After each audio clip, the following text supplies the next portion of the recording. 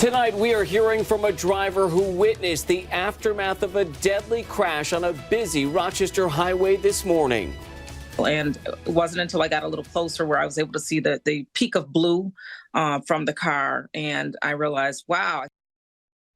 State police say a man driving on 490 East with 3 female passengers crashed just after 9 this morning. Good evening, I'm Matt Malloy. I'm Karen Edwards. 2 of the passengers died. The third, we're told, has non-life-threatening injuries, and the driver was taken into custody. That crash brought traffic to a crawl and shocked those passing by. 13 WHAM's Daniel Finkelstein spoke to someone who witnessed that horrific scene. Daniel, good evening. Good evening to both of you. It was a shocking sight for many, including Camille Simmons. She saw the aftermath as emergency crews responded to that scene. Friday morning, first responders rushed to a devastating crash on the side of I-490.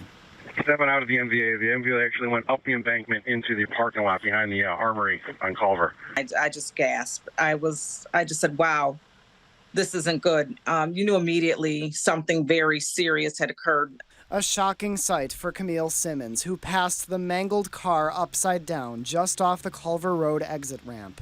I saw a lot of tree roots, and the car was upside down, so it was blending in to the trees, if you will. And it wasn't until I got a little closer where I was able to see the peak of blue from the car, and I realized, wow, I said, this car looks like it was enmeshed in this tree. Just minutes earlier, first responders had arrived on the scene.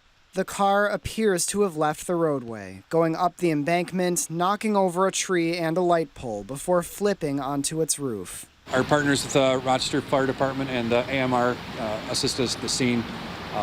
Obviously, anytime there's a fatality, there's a big strain on their emotions at this point. So just keep them in your thoughts and prayers also, and the families that lost family members today. Investigators say there were 4 people in the car at the time. 2 of the 3 passengers died from their injuries.